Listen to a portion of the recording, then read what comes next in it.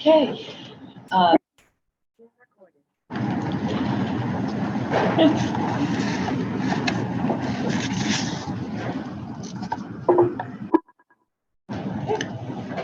Good morning and welcome to the March 22nd, 2023 regular meeting of the Town of Bethlehem Industrial Development Agency. I'm the chair, Victoria Storrs. Also with us, and I'll ask to go around the table. Sure, Georgette Stephanie Waltamari, David Cadera, board member. Victor Franco, board member. Al Michaels, CFO. Ted DeBarbieri, board member. David Van Lumen, town supervisor. John Taylor, senior economic developer. Dick Cotwell, board member.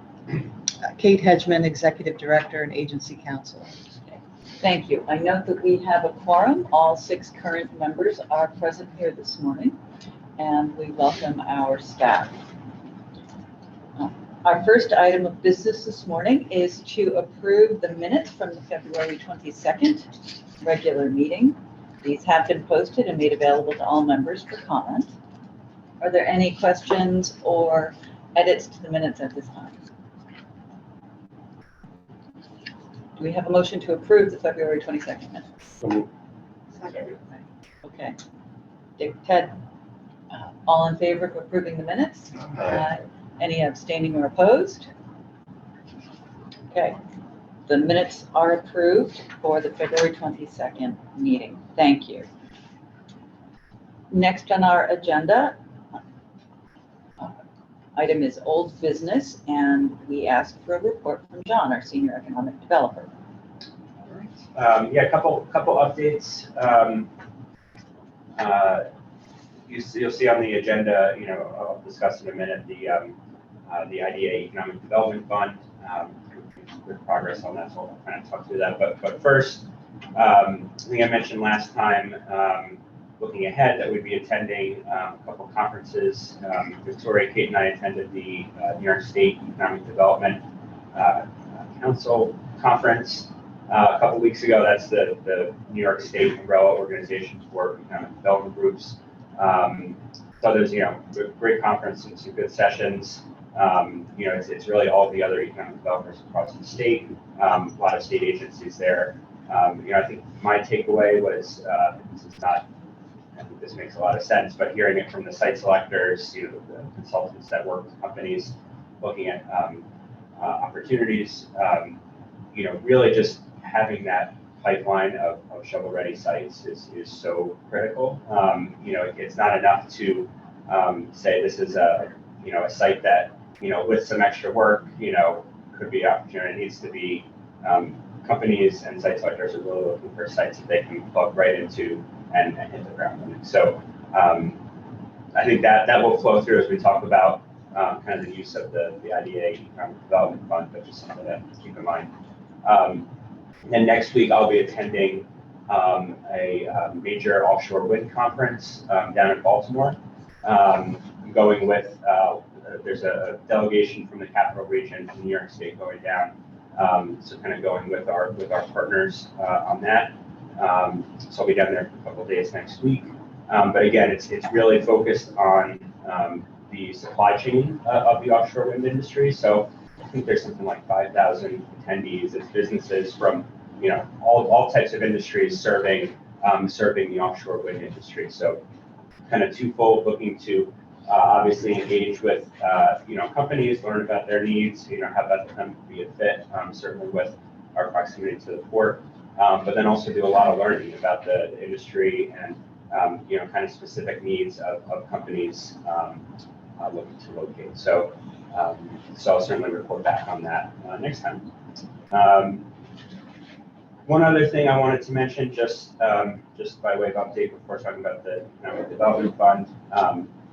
We've mentioned a couple of projects over the last few meetings. We do have a couple of significant industrial projects under site plan review at the moment. We've got a planned 52,000 square foot warehouse on Hamilton Lane in the Hanning Lane area over in Glenmont.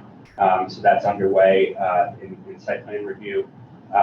We also are reviewing a 122,000 square foot warehouse on West Yard Road, down by the rail yards. So that's going to be, again, so as I'm going to the Offshore Winds Conference, these are the couple of immediate, spaces that I'll be certainly looking to market. But that will be a great site. We also, at last month's development planning committee, there's a presentation by Canon Development for additional development at the exit 22 interchange. So if you've driven by, you've seen that the first phase there for Burke Crane is going up. It should be done relatively soon, but they're looking to do another 90,000 square feet of space at that site, with the idea being that Burke Crane would take some of the space, but really the most of it would be available for lease for other companies. So, and they're building that portion on spec. So, so we got some exciting projects, that are happening, Do we expect pilot applications on any of these? So I follow. We've spoken with all of them about. I know Potentially. right. You and I have had conversation with each of them. So, yes, we do for all of those. It's great news because there's such a low vacancy in warehousing, right? Correct. Like there isn't enough in the There's area nothing. to support. So it's really good news. One question, the city put in a Restore New York application, right? We put in a New York Forward application. Forward. Yeah, right. But do you know, and they just announced those? Yes, so that was, I was gonna, Yeah, unfortunately, Bethlehem did not receive one, so that was my, my bad news for today. Sorry. No, that's okay. But yeah, so we found out a couple weeks back that, Bethlehem did not receive a New York Forward grant. Again, this was for kind of downtown revitalization. We proposed Delaware Avenue, the Delaware Avenue corridor. I believe the communities were Coxsackie, Kinderhook, and Cambridge. So very in the capital region. I think there were more than 20 communities that had applied. Those were the communities that received funds. So obviously, very different types of communities, kind of smaller rural communities versus Bethlehem's more kind of suburban, immediately adjacent to Albany. So we'll be scheduled. We actually have a call scheduled with the state in 2 weeks with a group that reviewed that, just to learn a bit more and understand where we could improve. So we'll see. There is, I think, in the governor's I know in the governor's budget this year, funds were authorized again for New York Forward again this year. So we'll see if that. I would guess that makes it into the final budget. So yeah, we will see. The Exit 22 project, when we met with Burke Crane way back when, Yep.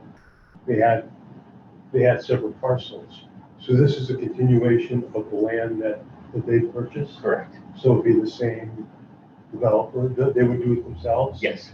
Just maybe you have to retitle it into a different company? Yeah. I forget if they, for that second parcel, if they split it already. They did, but yeah, we should get into it. But yes, it's the same. It's Canon Development frame. Yeah, they'll be doing it.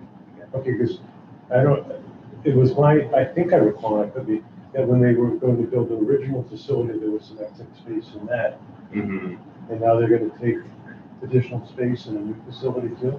Yes, and there is some excess space in the building. I think they're marketing now. I think they have like 11,000 square feet for lease in that first building that's going up. But yes, I think that's the plan. I mean, things can change. Maybe maybe they, as they get through the process, maybe they decide to lease out the whole space. But that's what they Yeah, I think it's great, yeah. but I just was curious. Right. The marketing. Yep.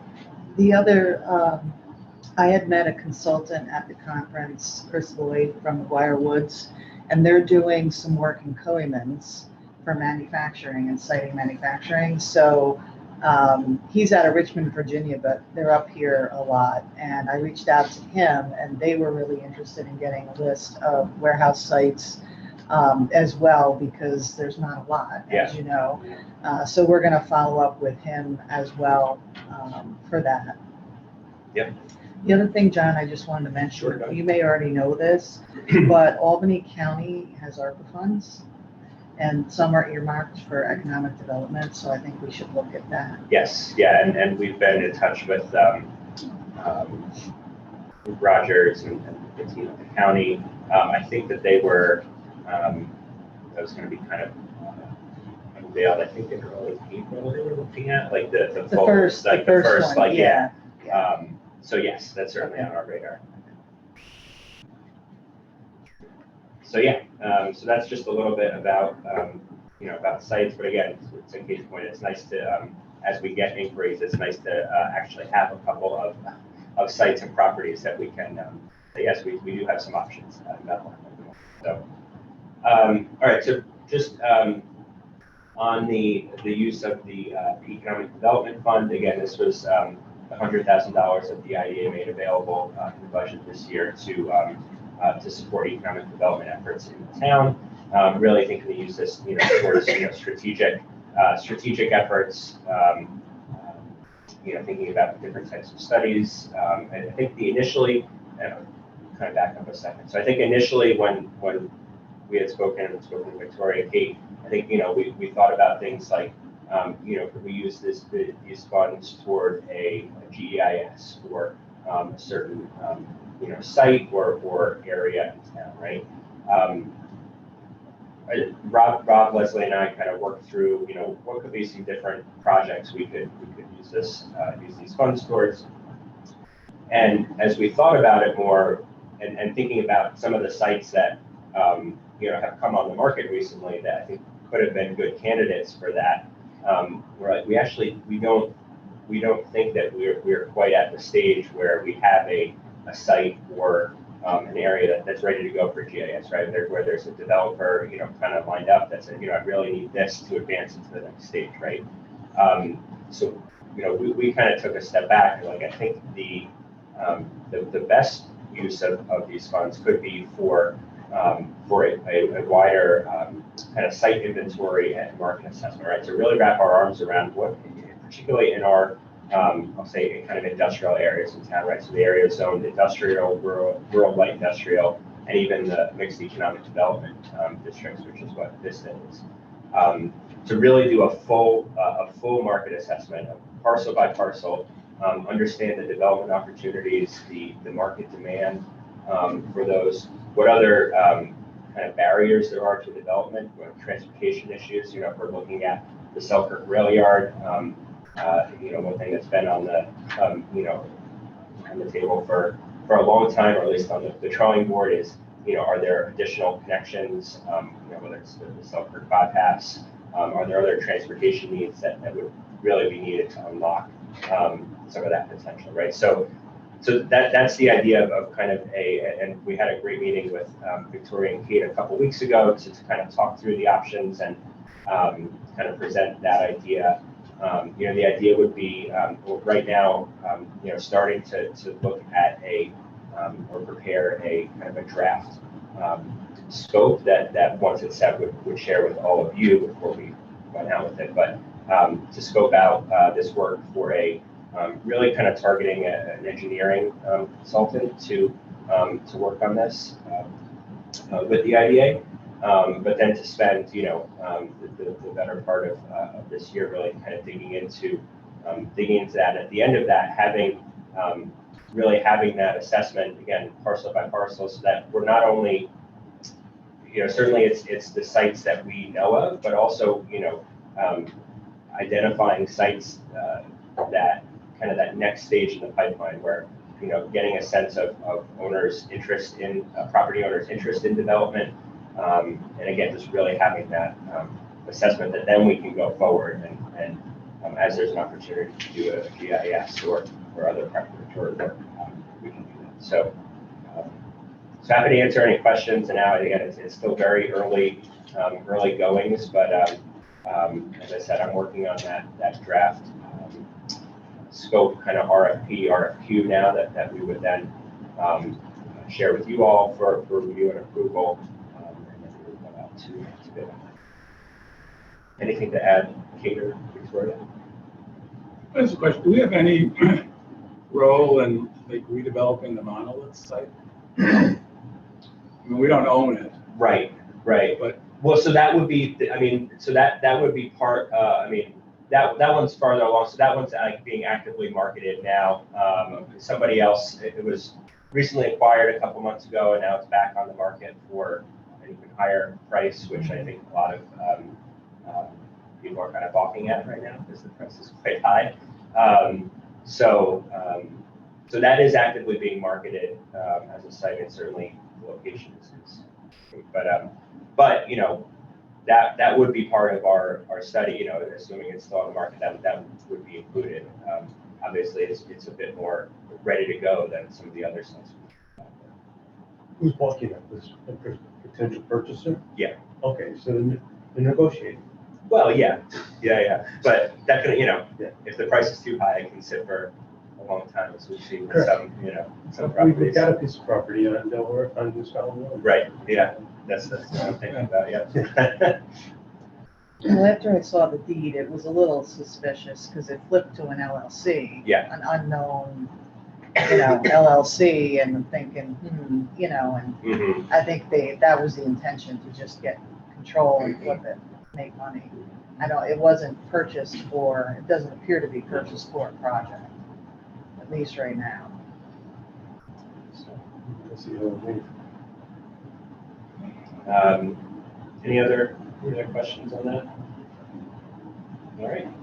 That's all I got. Next item of business, committee reports. The governance committee met. I'll turn that over to Dave. yes, thank you, Victoria. Yeah, we met 2 weeks ago. I think you have a copy of the meeting minutes for review. Just go over a couple of points quickly. We did look at the trying to revise the potential mission statement of the IDA. So there is some draft, I think, language will be reviewed later this morning.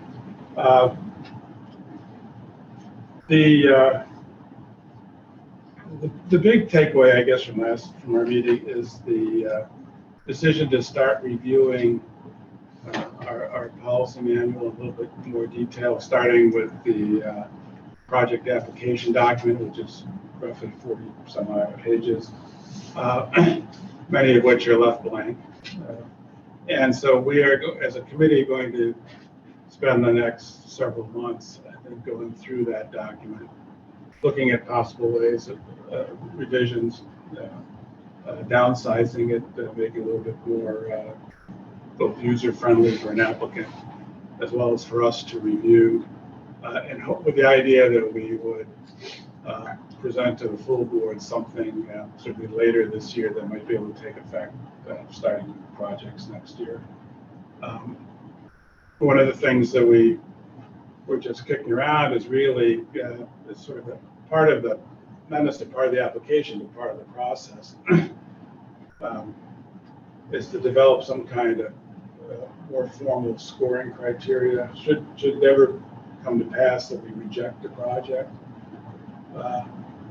that we should at least have some justification for doing so, that's written and articulated and understood and that we followed, and can't necessarily be criticized for some kind of arbitrary rejection of the project. As well as I think it was one of the things that was also mentioned was possibly including some kind of background checks of prospective project applicants to make sure that there's something that we would find objectionable in the background of the potential owners of the project or things like that. So these are all going to be part of the kind of issues that we'll take up in a more comprehensive review. We're scheduled to meet again in May and sort of begin to lay out the process for review. And hopefully we'll have something for you later in the fall, probably early winter. we could adopt it for January. I think that was really the highlight of the governance committee. I don't know if Dick or Victor have anything they'd like to add. But most of the other things we went through, the mission statement and assessment of internal controls and all that is part of our new business for today. So we'll have a chance to discuss that in more detail. Dick?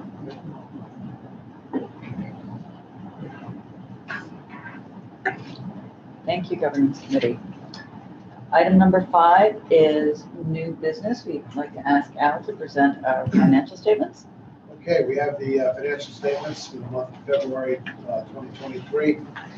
Our statement of net assets, cash account was $465,014.44. Our CD account was $751,986.25. Giving us total checking savings in $1,217.69. Other current assets, we had a fee receivable of $196,168.10. Prepaid expenses of $2791.68. Those are our dues that we pay in January, kind of expense out over the year. So our total other current assets are $198,959.78, giving us total current assets and total assets of $1,415,960.47. Our liabilities, our accrued expenses are $13,170.26. Those are just the monthly fee for the management and monthly town. And of course, we increase that and decrease that. And in the year, that'll zero out. So our total liabilities are $13,170.26, giving us net assets of $1,402,790.21.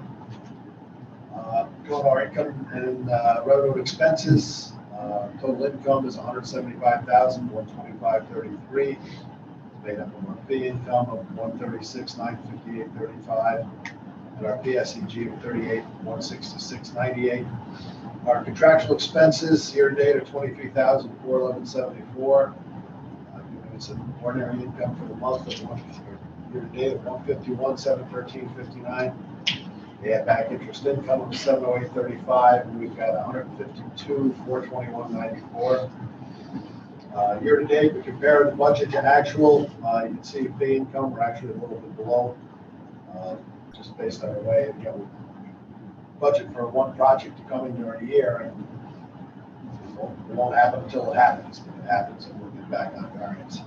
Our PSEG is higher than expected, and that's for the reasons we don't know the energy costs. On our expense side, our contractual expenses are a little bit below budget. That'll catch up because we paid the audit fee in March, so that usually runs pretty close to even. Of course, the business and economic development, we haven't spent anything yet. And if we do spend it, it'll probably be around the budget at the end of the year. So our net income is $43,554.35 ahead of what we expected through the first 2 months. A lot of that's just a function of how we get our income current year. Any questions on the financials? I just have one quick question. Do you have a question? Go ahead. I think there are a couple of projects that are coming to the end of their life cycle this year. So at some point in the future, could you let us know what the implications are for revenue? Yeah, that's a good thought. We've got the longest spreadsheet in the world because it started back in 2012. And I'll tailor it down, but I'll send that out to you because that shows that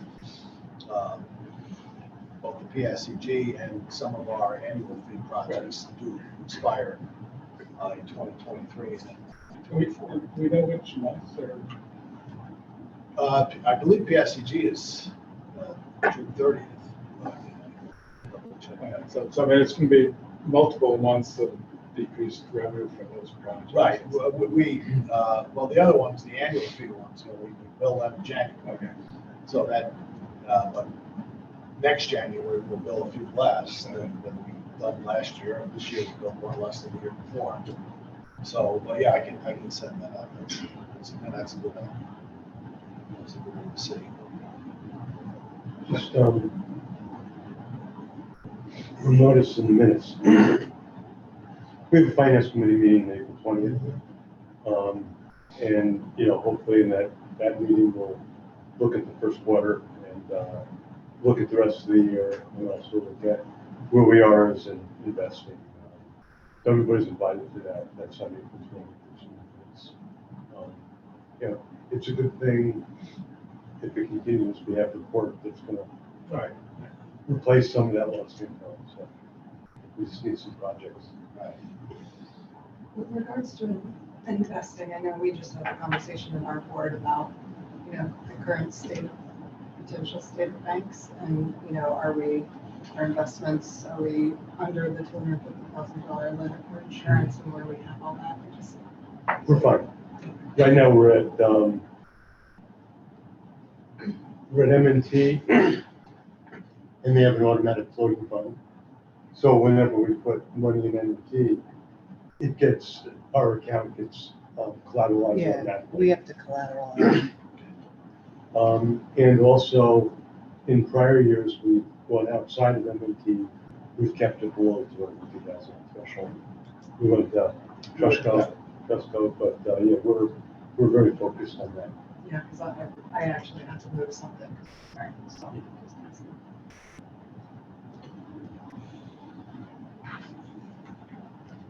We have the Silicon Valley Trust. We have no. All right, Kate, would you provide the update on Bellasport? Sure. This week and next week, we're just working on the finishing touches to set up your profiles within the board management system. Once that's ready, it's fairly easy. It's just simply a login, and you can kind of, you know, view the dashboard when you're in there, but they're happy to offer a little bit of training for 20 minutes if you know, should need that. So I'll have more information on that when it becomes available.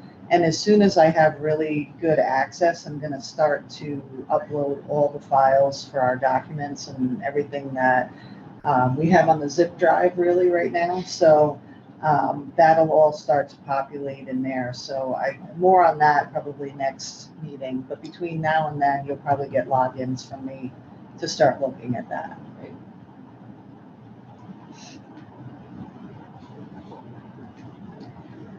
Under new business, item number 3 is the review and approval of the mission statement and performance measures. Governance has been working on them. They've been discussed by the board. This is an activity that we are required by the ABO to complete every year. This is review and approval. So, you know, Dave, as chair of governance, if you want to point out the results of the latest discussion in committee that's reflected in the document before us. Okay, everybody has the mission statement, mission authority, mission and goals measurement report.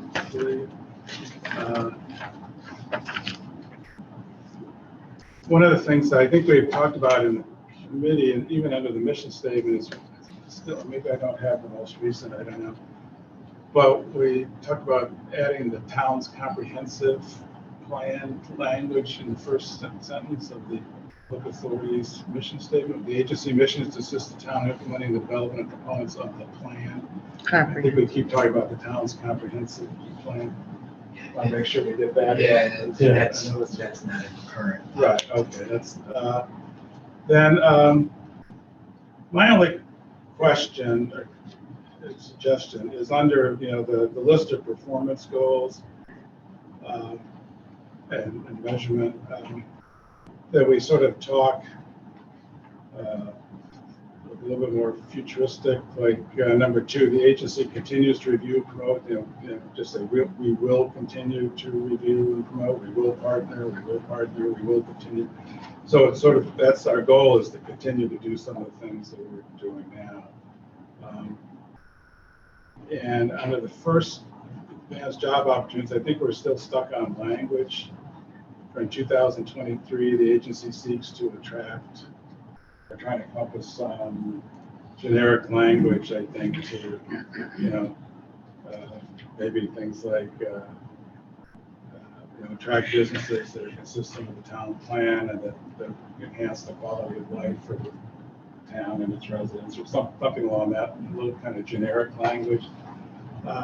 Again, my personal bias here is that we try not to lock ourselves into too many statistics as measurements, just because they're hard to, to project. We're not going to talk about the number of applicants that we're going to try and meet or review, or the number of jobs we're going to try and create, anything like that. They're just the unknowables. And, but talk in more general terms about what we intend to do in terms of activities, whether it's meeting with people, going, attending conferences, working with the town, developing site-ready sites, things like that in a broader context, without getting into trying to meet specific measurements. I know that there are some ABO and others that may want to see very specific objectives and goals and target states, but I just think they're too difficult to project, and not meeting them is not necessarily a sign of failure. It's just maybe a sign that we overestimated or misestimated what we're trying to hope to accomplish. So I think if you just sort of look through this again, I know we have to submit this at the end of the month as part of the Paris report, but I suggest again like on number 6, enhance the economic well-being of town residents. We'll accomplish this goal by, and Right, you can't even measure that.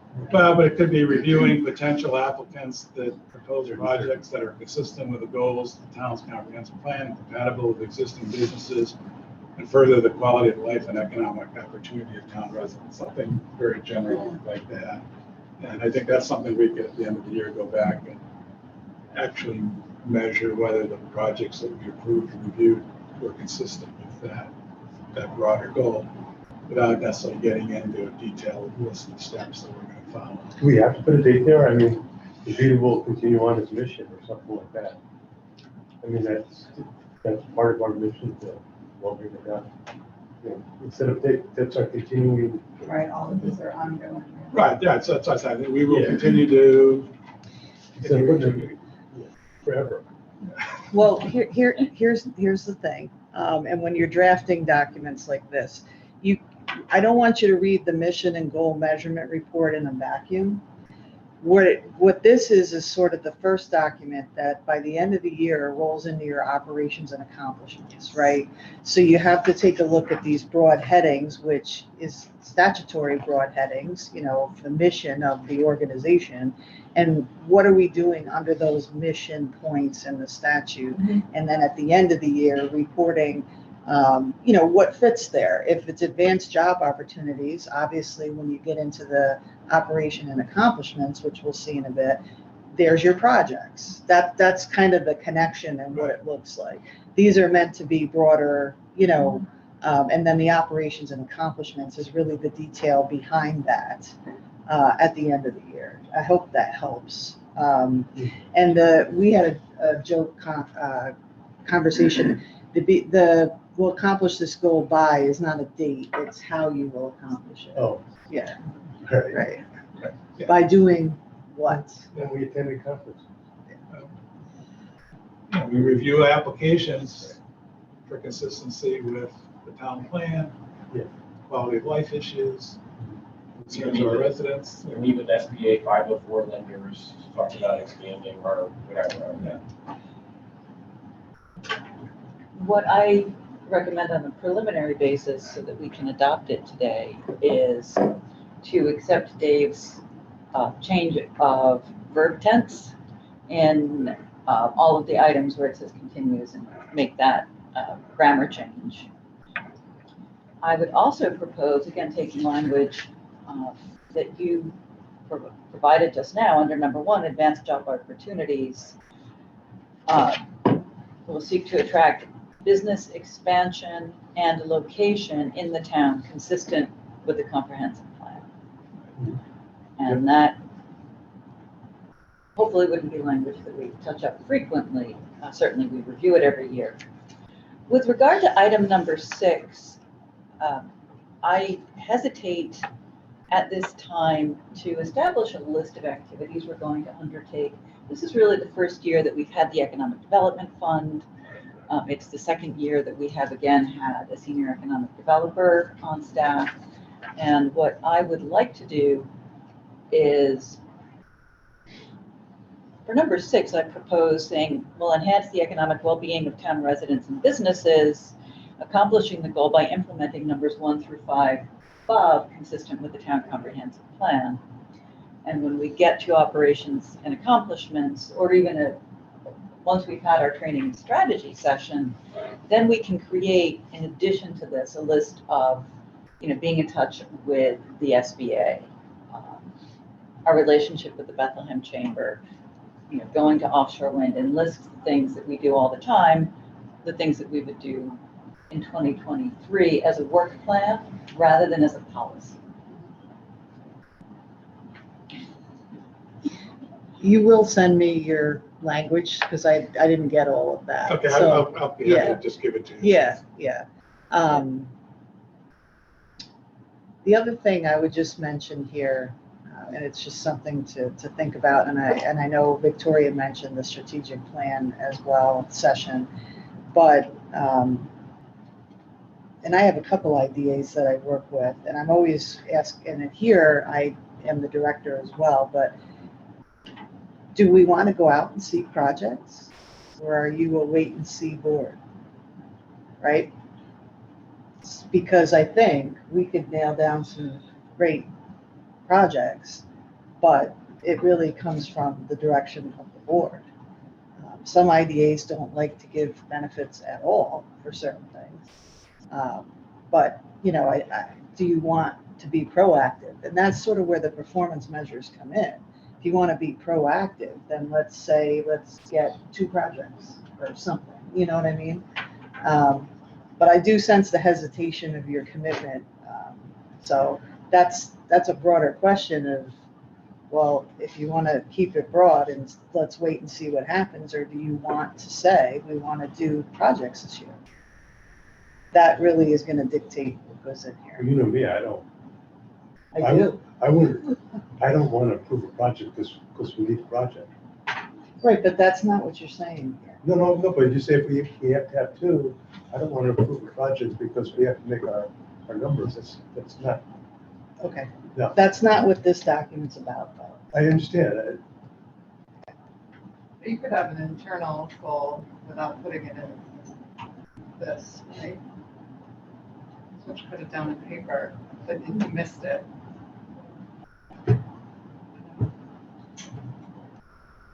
I think that's worthy of further discussion, along with the list of activities we'll undertake, and let board members think about, what is the role of staff, what is the role of members in actively seeking projects, what are the opportunities? We haven't had a chance yet to discuss that. This board is fully capable of doing so.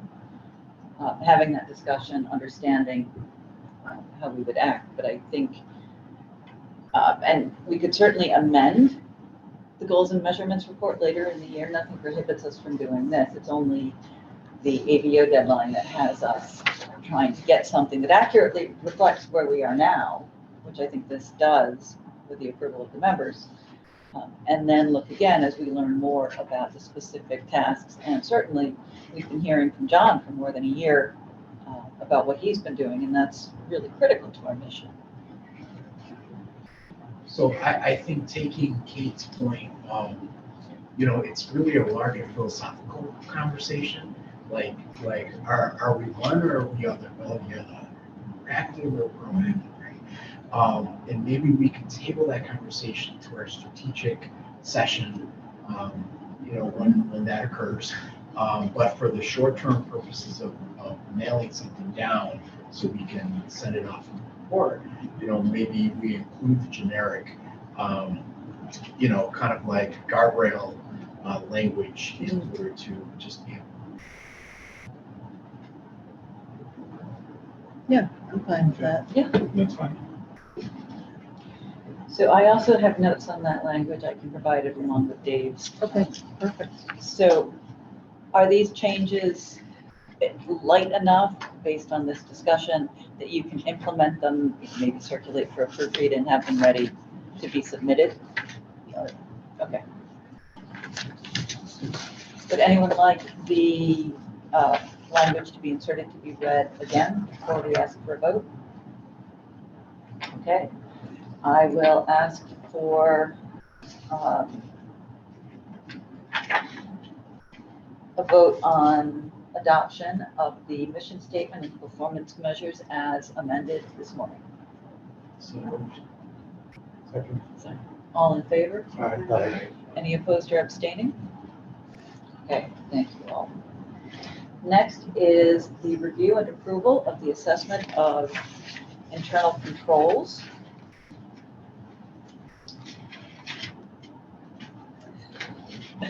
Okay.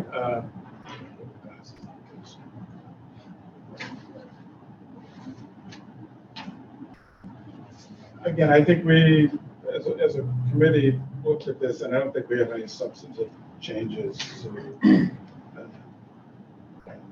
the assessment of internal controls document.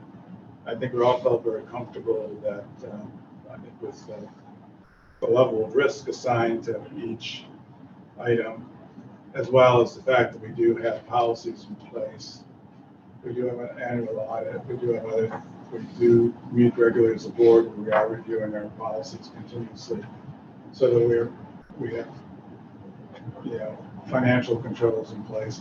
So we're all comfortable that with our assessment that our internal control structure is sound and valid. And so I don't think we need to make any changes in this particular document for submission to the ABO.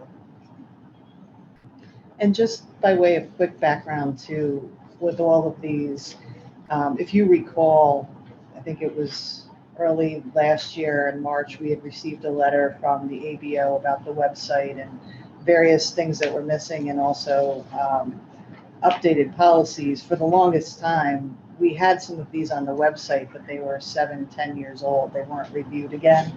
And this is really the proper way to do it. The ABO wants to see us review it annually and then approve it. So that's why you're seeing all these, plus it's part of the Paris report. So I think we can move that. A motion to, thank you, Ted. Second? Second. Okay, all in favor? Aye. Any abstaining or opposed?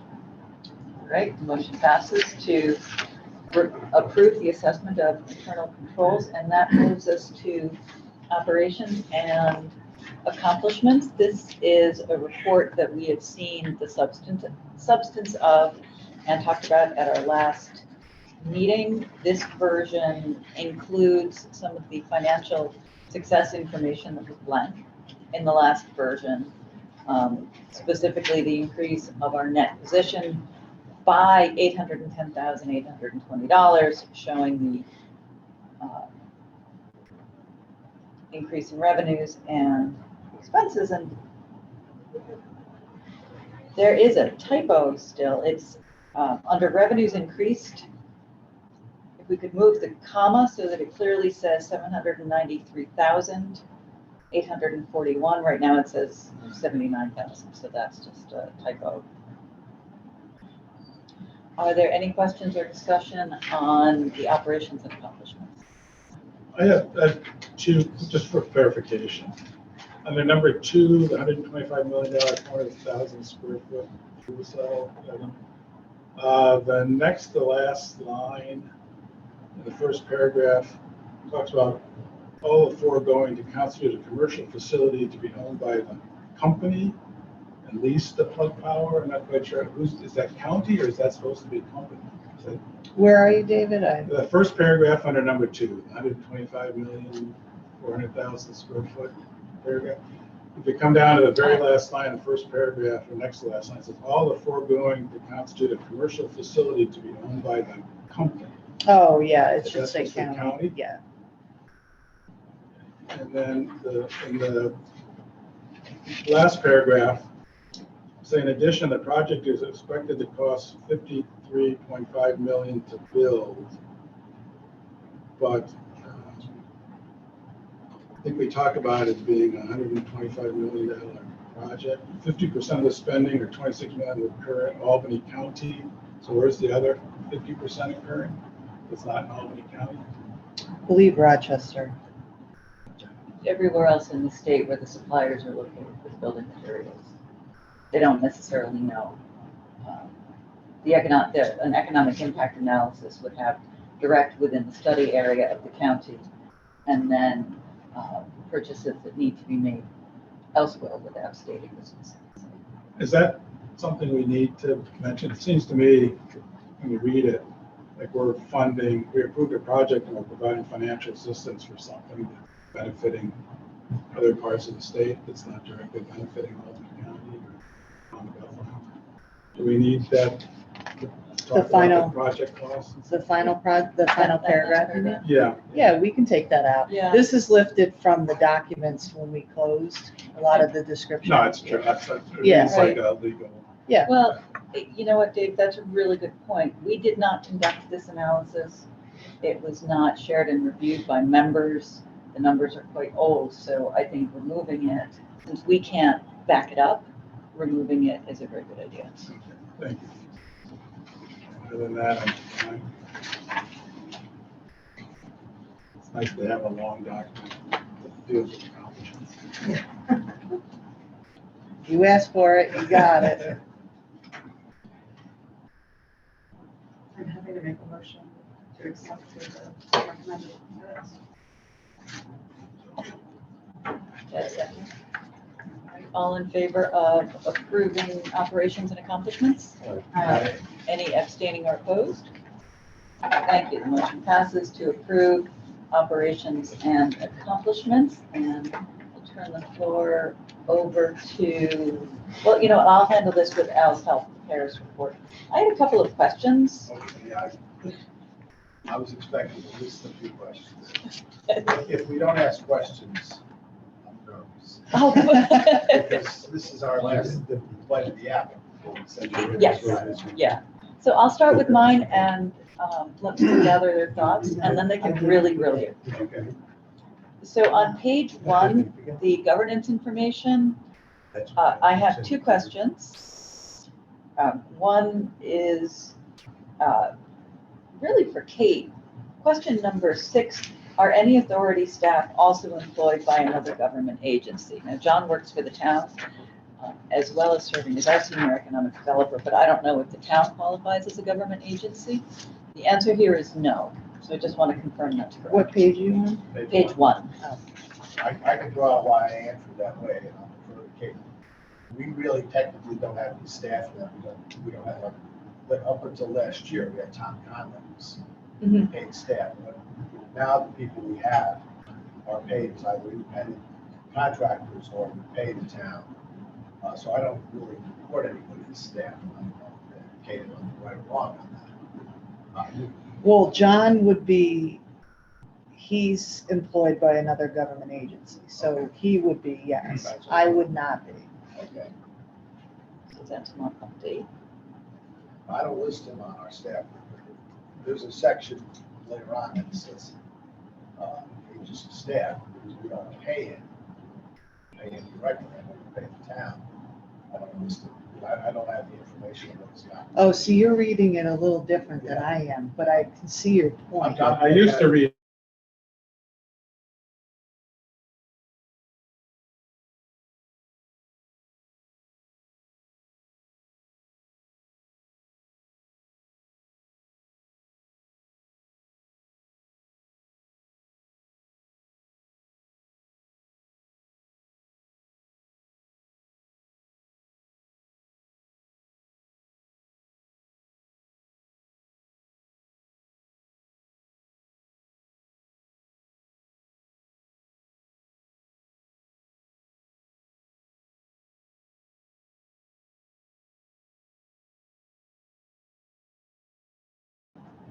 Yeah, we can't True. fire. No, we would just supervise, we don't terminate the supervise. contract. Terminate that contract. Yeah,